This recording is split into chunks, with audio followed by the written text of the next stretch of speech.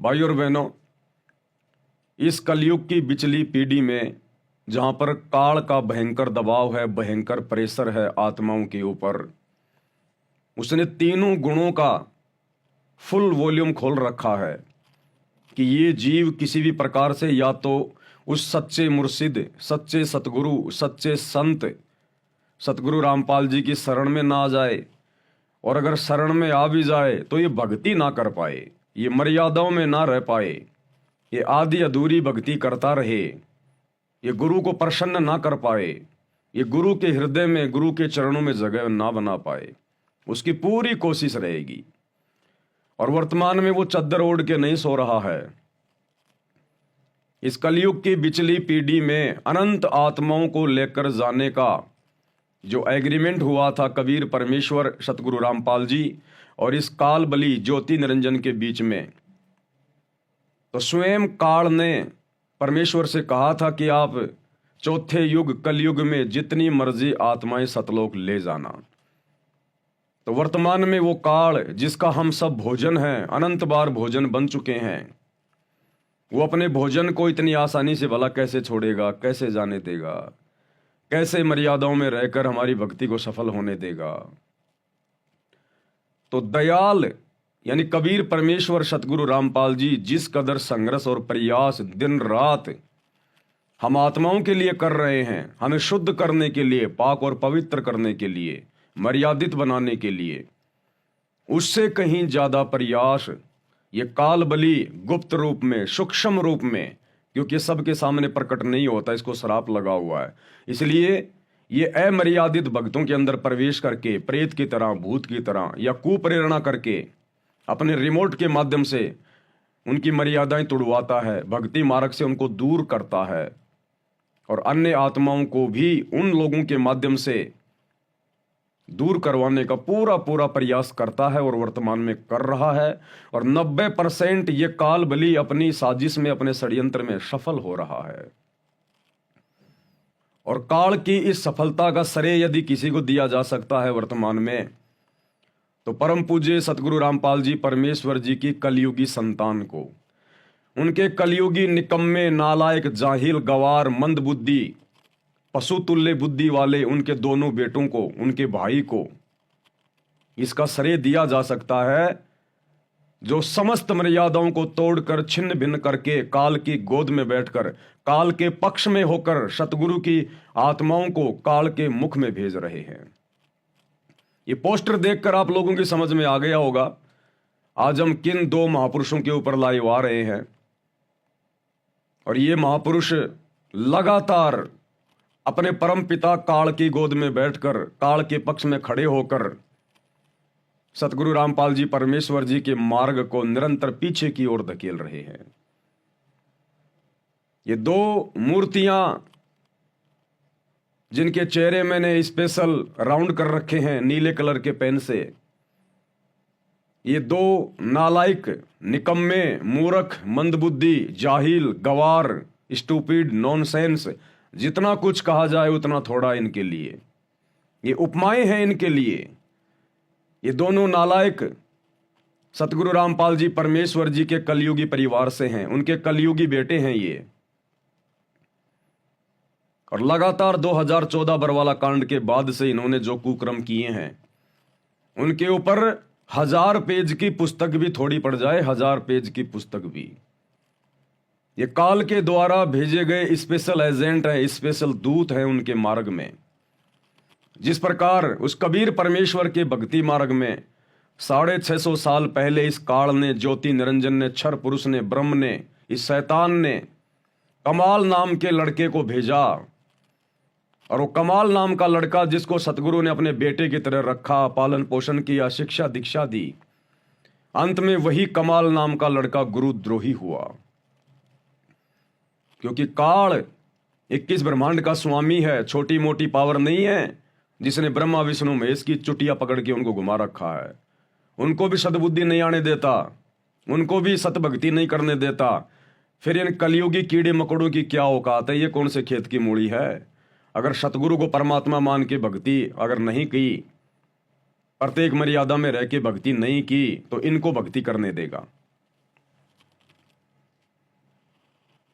तो उस काल ने उस कमाल नाम के कीड़े को, उस कमाल नाम के अपने दूत को परमेश्वर के घर में भेज दिया, घर में। और ये काल हमेशा ऐसा ही करता है, जब जब ये परमात्मा अपने इस मार्ग की शुरुआत करता है या किसी आत्मा से करवाता है, ये काल वहीं पर अपने दूत पैदा कर देता है। तो 650 साल पहले तो कबीर परमेश्वर के घर में उनके पुत्र के रूप में, जो उन्होंने उस जीव को मुर्दे से जिंदा किया था, उस कमाल को भेज दिया और आगे चलकर गुरुद्रोही हुआ। उसके बाद कबीर परमात्मा ने अपनी प्यारी आत्मा धर्मदास जी के माध्यम से अपने मार्ग को आगे बढ़ाने की सोची। तो काल ने पहले से ही धर्मदास के बेटे के रूप में, नारायण दास के रूप में, अपना मृत्यु अंधा नाम का दूत भेज दिया और मार्ग धर्मदास के माध्यम से भी नहीं चल पाया। फिर परमेश्वर ने अपनी तरफ से एक आत्मा को मिन्नी सतलोक से भेजा, मुक्तामणि को, चूड़ामणि को, यानी स्वयं परमेश्वर ने ही डबल रोल किया। उसके बाद परमेश्वर का मार्ग चला। लेकिन धर्मदास की 5 पीढ़ी के बाद 6ठी पीढ़ी में फिर उस काल ने, ज्योति निरंजन ने, शैतान ने टकसारी पंथ वालों को उस पंथ में घुसा के और मूल मंत्रों को चेंज करवा दिया, भक्ति विधि को चेंज करवा दिया। ये सारे उदाहरण क्यों? गुरुदेव हमें समझाना चाहते हैं कि बच्चों, जब इस कलयुग की बिचली पीढ़ी में मैं स्वयं आऊंगा, मैं कबीर स्वयं जब आऊंगा, अपना पंथ चलाऊंगा, तो काल मेरे घर में भी अपने दूत भेजेगा। मेरे आसपास मेरे रिश्तेदारों के रूप में, मेरे भाई बंधुओं के रूप में भी काल अपने दूत भेजेगा। और आज निसंदेह सतगुरु रामपाल जी परमेश्वर जी के भक्ति मार्ग में जो बड़ी बड़ी गलतियां, पहाड़ जैसी गलतियां, जो कुकर्म उनके दोनों बेटों ने, उनकी बेटियों ने, उनके भाई ने, उनके रिश्तेदारों ने जो कर दिए हैं, जो अक्षम्य हैं, इससे स्वतः सिद्ध हो जाता है कि ये सभी लोग काल के द्वारा भेजे गए स्पेशल दूत हैं, एजेंट हैं उसके, जो निरंतर परमेश्वर के भक्ति मार्ग को गंदा कर रहे हैं, गुरुदेव के सत्संग और शिक्षाओं के विरुद्ध सारे कुकर्म कर रहे हैं और बेचारी नादान भोली वाली संगत से करवाकर उनके भी कर्म फुड़वा रहे हैं। तो ये नई नई ताजा ताजा घटना है ये कल की, हरियाणा में, हरियाणा के झज्जर जिले में श्री गोपाल श्री कृष्ण गौशाला डिग्गल, जिला झज्जर। और इस धर्मशाला में भाईचारा निभाने के लिए, समाज से यारी दोस्ती निभाने के लिए, क्योंकि सतगुरु रामपाल जी की इन नालायक संतानों को शतलोक नहीं चाहिए, मोक्ष नहीं चाहिए। गुरुदेव कहते हैं, बेटा जगतकार भगत का 36 का आंकड़ा है। कबीरा तहां जाइए रह संतन की प्रीत, इष्ट मिले और मन मिले, मिले सकल सब रीत। कि भगत ने केवल वहां जाना चाहिए, वहां उठना बैठना चाहिए जो तुम्हारे खुद के भाई बहनों, भगत भाई बहनों, जो उपदेशी हों, जिनका गुरु एक हो, जिनका इष्ट एक हो, जिनकी भक्ति मर्यादा मेल खाती हो, जिनके विचार मेल खाते हों। अगर जगत के पास बैठोगे तो मर्यादा टूटेगी। दुनिया से ती दोस्ती, पड़े भजन में भंग, एका एकी राम से या साधु के संग। लेकिन सतगुरु की इन शिक्षाओं का तो इन काल के दूतों पर दूर दूर तक कहीं कोई प्रभाव नहीं होता। और एक नया कुकर्म और कर डाला इन्होंने कल, बची कुची मर्यादाएं वो भी तोड़ डाली इन्होंने कल। हरियाणा के झज्जर जिले की डिग्गल गौशाला में पहुंच गए अपने जाट समाज के लोगों को खुश करने के लिए। ना जाने इनको आने वाले समय में कोई चुनाव लड़ना है क्या, जो अपना भाईचारा बना रहे हैं। और 12 लाख रुपए नगद उस गौशाला में जाकर दे दिए इन्होंने, 12 लाख रुपए नगद। भगत भाई बहनों के ज्योति पाठ और दान के पैसों को आग लगा के आ गए, सत्यानाश कर दिया। अब आम समाज का कोई व्यक्ति देख रहा होगा तो सोचेगा, भाई गौशाला में दान देना क्या बुरा है। अरे भैया, जिस प्रकार किसी स्वस्थ आदमी के लिए मिठाई खाना बुरी बात नहीं है, लेकिन अगर किसी आदमी को शुगर हो, कोई शुगर का पेशेंट हो, अगर वो मिठाई खाता है तो परिवार वालों को बोलना पड़ता है, डांटना पड़ता है कि भैया मिठाई मत खा नहीं तो मरेगा। शुगर के पेशेंट के लिए वो मिठाई जहर के समान होती है। तो जो व्यक्ति भक्तिहीन है, जो आम समाज के प्राणी हैं, जिनको सतगुरु की शरण प्राप्त नहीं है, जिनको तत्व ज्ञान नहीं है, उनके लिए तो गौशालाओं में जाके दान देना कोई बड़ी बात नहीं है। लेकिन सतगुरु रामपाल जी भक्तों के लिए गौशाला में जाके और इस प्रकार से दान करना, नगद पैसे देना, उन आन उपासना करने वालों को, जगत वालों को, ये शुगर के पेशेंट के लिए मिठाई खाने के बराबर है। आजकल गौशालाएं केवल एक धार्मिक धंधा बन गई, धार्मिक धंधा। उन गायों की आड़ में लोग अपना पेट भर रहे हैं, केवल एक रोजगार बन गया ये। वो जगत वाले उन पैसों से शराब भी पीते हैं, उन गौशाला में बैठ के हुक्का भी पीते हैं, तमाकू भी सेवन करते हैं। वो पैसा राजनीति में भी लगता है, उल्टे कार्यों में लगता है, अपने घर के कार्यों में लगता है। सारा का सारा पैसा थोड़ा ना उन गायों के चारों में लगता है। और लगे ना लगे, लेकिन हमारे गुरुजी के वचन हैं।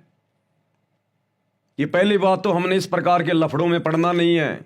हमने अपनी भक्ति करनी है। जो भी धर्म करना है, दान पुण्य करना है, केवल अपने गुरुदेव को करना है। और अगर ऐसी कोई मजबूरी आ भी जाए तो गुरुदेव ने आदेश दिया है, हम केवल गौशाला में चारा डाल सकते, चारा, नगद पैसे नहीं दे सकते। जिस प्रकार एक भिखारी को हम खाना खिला सकते हैं, नगद पैसे नहीं दे सकते। इसी प्रकार गुरुदेव के नियम हैं, सतनाम के नियमों में लिखा हुआ है कि हम गौशाला में केवल चारा दे सकते हैं, नगद पैसे नहीं दे सकते। और भक्तों ने, जिनको ज्ञान समझ में आ गया, उन्होंने तो चारा भी नहीं डालना है, क्योंकि अनंत करोड़ जीव हैं इस पृथ्वी पर, इस धरा पर। उन सब का पेट ये परमात्मा भरेगा, हम नहीं भर सकते। पोपाटी पगड़ा भया जागी जिया जून, सब काओं को देत है चोंच समाना चून। लेकिन इन नालायकों ने, इन कुपात्रों ने, इन कर्महीन गुरुदेव के दोनों लड़कों ने, हमें शर्म आती है इन दोनों दुष्टों को सतगुरु रामपाल जी के नाम के साथ में जोड़ने से। और धिक्कार है उस अनारो देवी को जिसने अपनी कोख से ऐसे सपोलों को जन्म दिया, ऐसे काल एजेंटों को जन्म दे दिया। धिक्कार है उस अनारो देवी की कोख को, जो इस परमेश्वर के भक्ति मार्ग को कमाल की तरह गंदा कर रहे हैं। परमात्मा कहते हैं, ओ पार्टी, परमात्मा कहते हैं, पापी प्रभात ना भेटो और मुख देखे पाप लगे जिसका। कि सुबह सुबह ऐसे पापियों का मुंह देखना भी पाप लगने के समान है। पापी प्रभात ना देखो, मुख देखे पाप लगे जिसका। 9 मास गर्भ में तरास दई, धिक्कार जन्म इनकी मां का। उस अनारो देवी को भी धिक्कार है जिसने ऐसे सपोलों को पैदा कर दिया। और गुरुदेव कहते हैं, जानबूझ सांची तजे करे झूठ से ने, ताकि संगत हे प्रभु शौपन में भी ना दे। ऐसे दुष्टों के तो शौपन में भी शक्ल दिखाई ना दे परमात्मा, जो जानबूझ के अपने गुरुजी की मर्यादाओं की धज्जियां उड़ाने में लगे हुए हैं। ये है वो असली गुरुद्रोही, साइलेंट गुरुद्रोही। ये हैं वो असली संगत में कीड़े। ये हैं वो बनखंड के बांस। संगत माही कुसंगत उपजे जैसे बन में बास, आप घिस घिस आग लगा दे कर बनखंड का भी नाश। इन गधों ने अपना तो जीवन बर्बाद किया ही किया है, गुरु को मानुष मानकर, उनकी मर्यादाएं तोड़कर। बेचारी आम नादान संगत का भी इन्होंने जीवन बर्बाद कर दिया, सत्यानाश कर दिया। इस भोली भाली संगत ने इन काल के एजेंटों को गुरुजी का बेटा समझ के आंख बंद करके नादानी में ज्योति पाठ और दान का पैसा दिया। और इन गधों ने हर बार उस पैसे का दुरुपयोग किया, राजनीति में लगाया, जाटों की धर्मशाला में लगाया, जाट आरक्षण में लगाया, गुंडों की सीबीआई जांच में लगाया, गौशालाओं में लगाया, अयोध्या के भंडारे में लगाया, स्टेडियम बनाने में लगाया, दुनिया भर की बकवादों में लगाया, और सबके कर्म फुड़वा दिए, सबके कर्म। सतलोक आश्रमों से जुड़े हुए जितने भी भगत भाई बहन, उनके घरों में कभी जाके देख लेना। जो कंजर और शासी होते ना, नट पेरणा कंजर और शासी, उनके घरों में भी आपको शांति मिलेगी, लेकिन सतलोक आश्रमों से जुड़े हुए भक्तों के घरों में आपको शांति नहीं मिलेगी। विशेषकर सारनामी भक्तों के घरों में तो आपको बिल्कुल भी शांति नहीं मिलेगी। कहर टूट रहा, काल का कहर। तो धिक्कार है उस औरत को, अनारो देवी को, जिसने ऐसे सपोलों को जन्म दे दिया। इन्होंने 12 लाख रुपए जाकर इस गौशाला में नगद दे दिए। अरे नालायकों, अपनी औरतों के गहने बेच के देते। कर्म फोड़ने तो अपने फोड़ो, अपनी औरतों के फोड़ो, अपने परिवार के फोड़ो, संगत के क्यों फोड़ रहे हो? मेहनत मजदूरी करके खून पसीना बहा के फिर दो तुम पैसे और फोड़ो अपने कर्म। संगत के, बेचारी नादान संगत के क्यों फोड़ रहे हो? और वहां जाकर सम्मान प्राप्त करवा रहे हैं। इनकी शकल देखिए इन गधों की। दुनिया, ये भगत भाई बहन नादान जो इन आश्रमों में जाते हैं, गुरुजी के ज्ञान को ठीक से समझ नहीं पाए, इन गधों को देखकर ना जाने क्या क्या मन में बहम पाड़ लेते हैं। गुरुजी के लड़के, गुरुजी के लड़के। इनकी तो शक्ल देखना भी पाप है। ये देखो कैसे सम्मान प्राप्त कर रहे हैं। एक भगत को शोभा नहीं देता, गुरु की मर्यादाओं में नहीं है कि भगत अपनी पूजा करवाए, भगत अपना आदर सम्मान करवाए। गले में मालाएं डलवा रखी हैं, गले में माला। क्या समझा इन्होंने गुरु के ज्ञान को? क्या गुरु की मर्यादाओं में चल रहे हैं ये? और क्या इन गधों के पीछे लगी हुई इन आश्रमों में जाने वाली वो करोड़ों की संगत समझेगी? ये क्या शिक्षा देंगे अपने भगत भाई बहनों को? गुरुदेव ने सतनाम के नियमों में गुरुदेव ने नियम नंबर 4 और 6 में साफ साफ मना किया हुआ है कि भगत ने अपने गले में माला नहीं डलवानी और ना किसी के गले में माला डालनी। माला डालना या डलवाना पूजा करने में आता है, पूजा करवाने में आता है। तो ये तो अपनी पूजा करवा रहे हैं। ये भगत हैं या भगवान हैं? कहां ये गुरुदेव की संतान हैं जो अपनी पूजा करवा रहे हैं, गले में माला डलवा रहे हैं? अपने सर पे इन्होंने पगड़ी, ये पगड़ी पहनने का एकमात्र अधिकारी पूरे विश्व में सतगुरु रामपाल जी भगवान है। अरे गधों के सिर पे पगड़ी अच्छी नहीं लगती? इन दोनों गधों ने सर पे पगड़ी पहनी है अपने जाट समाज के लोगों से। बड़े प्रसन्न हो रहे हैं अपनी इज्जत करवाकर। इसीलिए तो गुरुदेव कहते हैं राज त्यागना सहज है, सहज नारी का ने। भाई मान बढ़ाई ईर्ष्या दुर्लभ तजनाइए। ये मान बढ़ाई के भूखे, काल के दूत, ये भगत हैं। ये भगत के नाम पे कलंक है, धिक्कार है ये। पुण्यात्माओं, इस दास के 4 संतान, 2 लड़के 2 लड़की थी। यदि ये दास उन्हीं में उलझ पुलझ रह जाता, अब मुझे पता हुआ मेरी कितनी की खातिरदारी करूं, खूब पता है मुझे वह क्या नेचर है उनका, कैसा उनका स्वभाव और क्या करते। अब मुझे पता हुआ मेरी कितनी की खातिरदारी करूं, खूब पता है मुझे वह क्या नेचर है उनका, कैसा उनका स्वभाव और क्या करते। अब मुझे पता हुआ मेरी कितनी की खातिरदारी करूं, खूब पता है मुझे वह क्या नेचर है उनका, कैसा उनका स्वभाव और क्या करते। अब मुझे पता हुआ मेरी कितनी की खातिरदारी करूं, खूब पता है मुझे वह क्या नेचर है उनका, कैसा उनका स्वभाव और क्या करते। अब परमात्मा के चरणों में आया हूं, मेरे लाखों चेले बेटा बेटी हो गए। सर पे पगड़ी, गले में माला,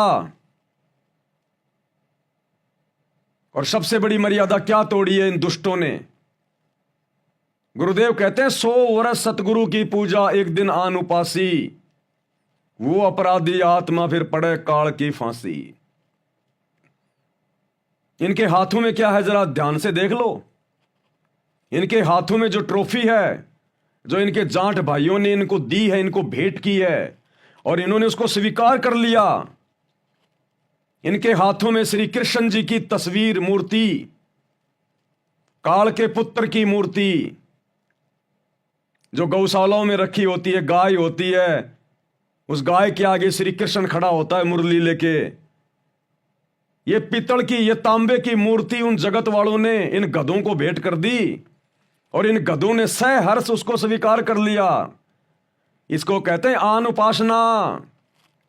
अरे तुम्हारी हिम्मत कैसे पड़ गई उस मूर्ति को अपने हाथ में रखने की, और इन्होंने स्वीकार कर लिया सहर्ष। इसको कहते हैं काल की भांग पीना, इसको कहते हैं सर के ऊपर काल बैठना। इन गधों को गोबर में और रसगुल्ले में कोई अंतर ही नजर नहीं आ रहा। अरे सम्मान रूप में श्री कृष्ण जी की मूर्ति को अपने हाथ में पकड़ लेने से अच्छा नालायक को अपने हाथ कटवा लेते। अपने हाथ, भगत के हाथ में केवल अपने गुरु की मूर्ति शोभा देती है। भगत को स्वामी भगत होना चाहिए, पतिव्रता पद पे होना चाहिए। नालायको, तुम्हारे हाथों ने अनुमति कैसे दे दी काल के बेटे की मूर्ति को अपने हाथ में पकड़ने की? ये काल ऐसे मरवाता है। ये होता है सूक्ष्म चाल, सूक्ष्म षड्यंत्र। ये होता है आन उपासना। इसीलिए दास आप लोगों को बारंबार कहता है भाइयों और बहनों कि गुरु जी के परिवार से, इन कोऑर्डिनेटरों से और इस काल के परिवार के, ये काल का परिवार है, ये मेरे गुरु का परिवार नहीं है। मेरा गुरु तो शब्द स्वरूपी राम है, परमेश्वर है। उनके तो नूरी देह है, वो बच्चे पैदा करने नहीं आते यहां। ये काल के बच्चे हैं, ये काल की औलाद है, काल की संतान है। ये भगत तो मरने को मर जाएगा, लेकिन ये कुकर्म कभी जिंदगी में नहीं करेगा। श्री कृष्ण जी की मूर्ति अपने हाथ में पकड़ने की सतगुरु रामपाल जी से उपदेश लेने के बाद। इसलिए तो दास बार बार कहता है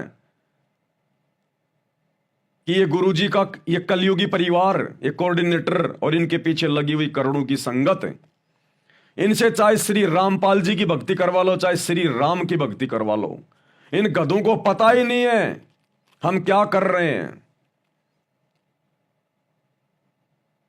अब बताइए क्या है ये? मैंने तो जब ये फोटो देखी सोशल मीडिया पर ग्रुपों में आई, और जब मैंने मालूम किया तो बिल्कुल सत्य बात है। सतलोक आश्रमों से जुड़े हुए झज्जर के भक्तों ने मुझे फोटो भेजी है, जो झज्जर के व्हाट्सएप के ग्रुपों में चल रही है। भक्तों ने कहा भगत जी एक नया कांड और कर दिया इन गधों ने।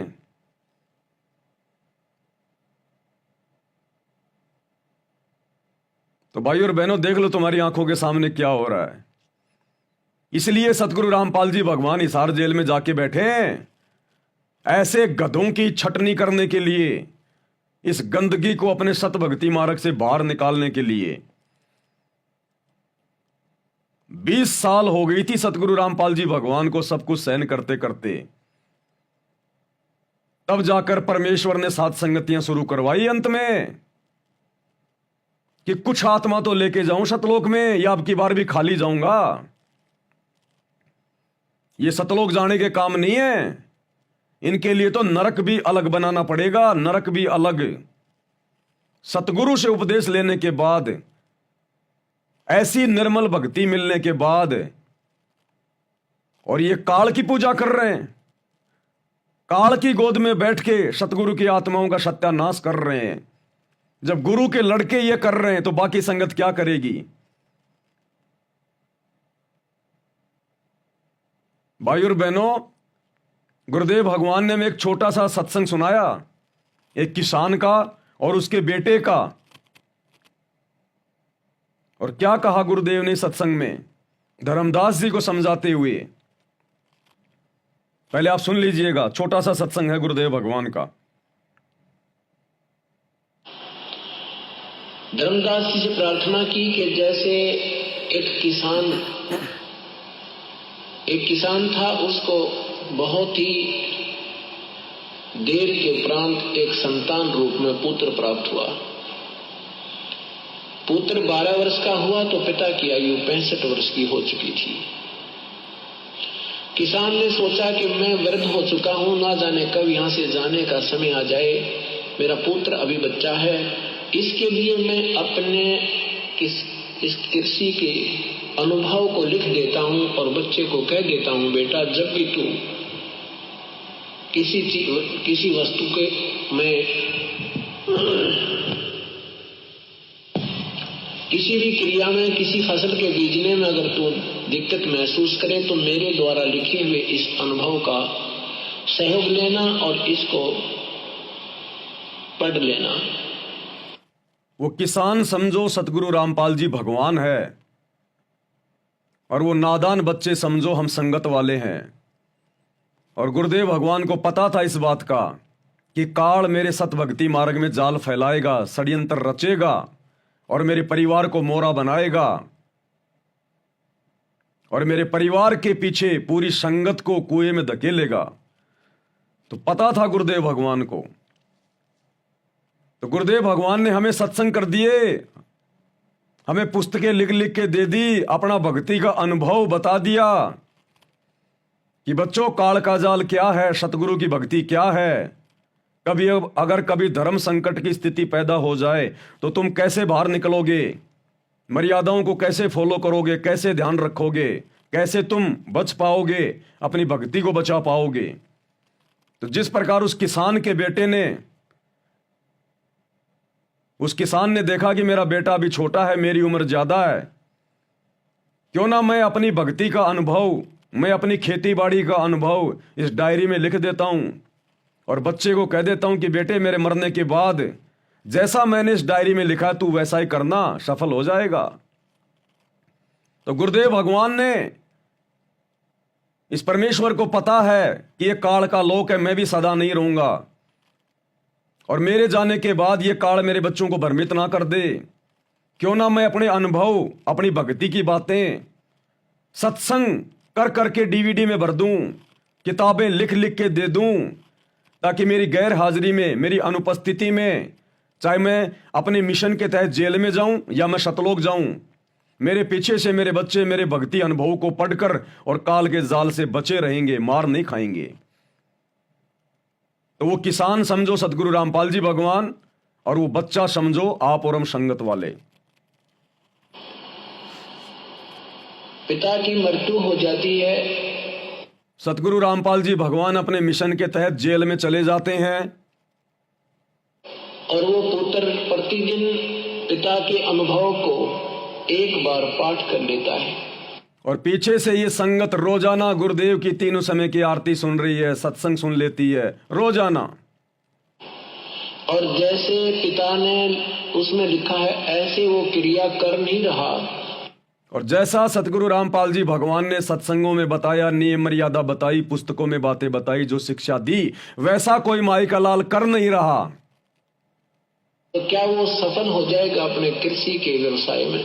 तो क्या वो भगत सफल हो पाएगा भक्ति मार्ग पर? तो धर्मदास जी ने क्या कहा? धर्मदास जी को परमेश्वर ने प्रसन्न किया। धर्मदास जी ने कहा कि ये तो हो ही नहीं सकता, वो तो जैसा उसके पिताजी ने अनुभव लिखा है ऐसे वो पुत्र करेगा तो उसकी फसल तैयार होगी।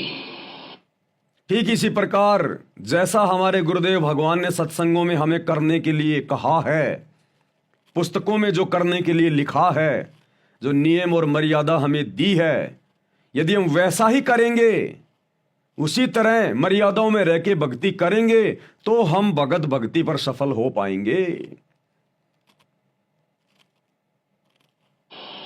प्रभु ने कहा कि ठीक इसी प्रकार प्यारी आत्मा, जो गीता जी में लिखा है ऐसा आप करोगे तो आपको प्राप्ति होगी, जो भी आप उद्देश्य रखते हो। और यदि गीता जी के पाठ को नित्य करते हो, उसके विपरीत क्रिया करते हो, तो आपको क्या मिलेगा? ठीक इसी प्रकार रोजाना सत्संग सुन रहे हैं, आश्रमों में जा रहे हैं, समागमों में जा रहे हैं, तीनों समय की आरती भी कर रहे हैं, और कार्य सारा, भक्ति सारी की सारी गुरुदेव की पुस्तकों के विरुद्ध कर रहे हैं, गुरुदेव के सत्संगों के विरुद्ध कर रहे हैं सारे काम। अब गुरुदेव के कौन से सत्संग में, कौन सी पुस्तक में यह आदेश है कि भक्तों ने अपने गले में माला डलवानी है? गुरुदेव तो सतनाम के नियम नंबर 6 में मना कर रहे हैं, भगत ने माला नहीं डलवा रही। तो कहां गुरुदेव की शिक्षाओं के अनुसार चल रहे हैं? गुरुदेव ने मना किया, बेटा जगतकार भगत का 36 का आंकड़ा है, मर्यादा तोड़वाएगा काल, दूरी बना के रहो। ये उल्टा जा जाके समाज की पतलून में घुस रहे हैं और जम के काल मर्यादा तोड़वा रहा है। गुरुदेव ने कहा, बेटा 100 वर्ष सतगुरु की पूजा, एक दिन अनुपासी, वो अपराधी आत्मा पड़े काल की फांसी। ये श्री कृष्ण जी की मूर्तियां अपने हाथ में ले रहे हैं, ये मोमेंटो, ये प्रतीक चिन्ह। इनकी हिम्मत कैसे हो गई नालायकों की? इनका जमीर मरा पड़ा है, मरा हुआ, अंदर से सड़े हुए हैं ये गुरुजी के लड़के। ये काल के एजेंट हैं। अरे जो भाई बहन संकल्प लेके भक्ति कर रहे हैं, जिन्होंने अभी तक अपने गुरु का मुंह भी नहीं देखा, केवल संकल्प लेकर प्रथम मंत्र भी नहीं लिया, इन गुरु की नालायक संतानों से लाख गुना अच्छी है वो आत्मा, लाख गुना। वो संकल्प दीक्षा लेकर साथ संगति से जुड़े हुए भाई बहन अपनी गर्दन कटवा लेंगे, लेकिन इस प्रकार से ये अनुपासना में सहयोग नहीं करेंगे, ये बकवादे नहीं करेंगे वो। तो ये तो सड़ी हुई आत्मा है, सड़ी हुई आत्मा, गंध मार रही है इनमें, गधों में। क्या हसर होगा इनका आने वाले समय में?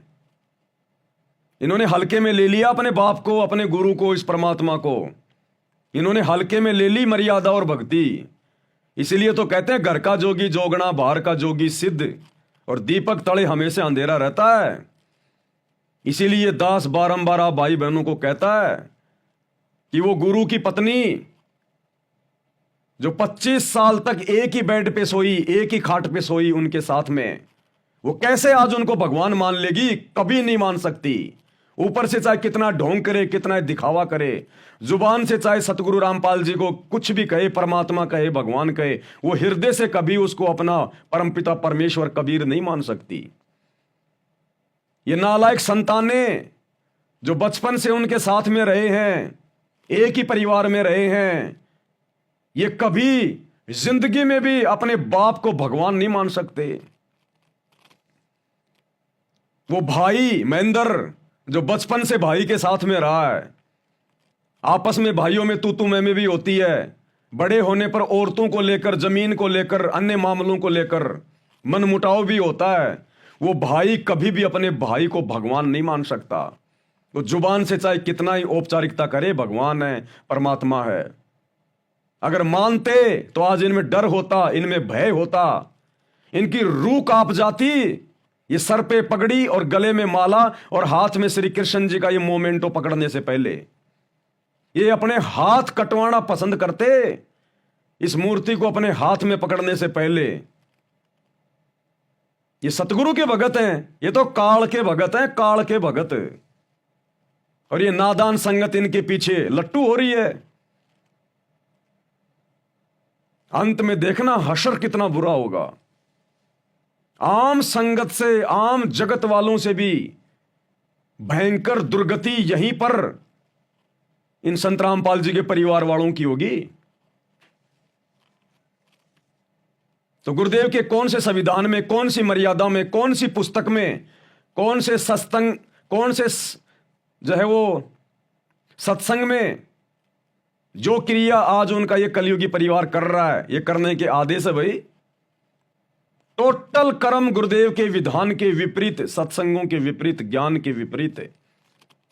ये है असली गुरुद्रोही। अभी जो इन्होंने पुस्तक निकाली है ना, गुरुद्रोहियों की झूठ का पर्दाफाश, ये देखो, ये है असली गुरुद्रोही। और सह सबूत तुम्हारी आंखों के सामने, सह सबूत इनके कुकर्मों का पर्दाफाश हो रहा है। ये क्या पर्दाफाश करेंगे? ये काल के एजेंट है।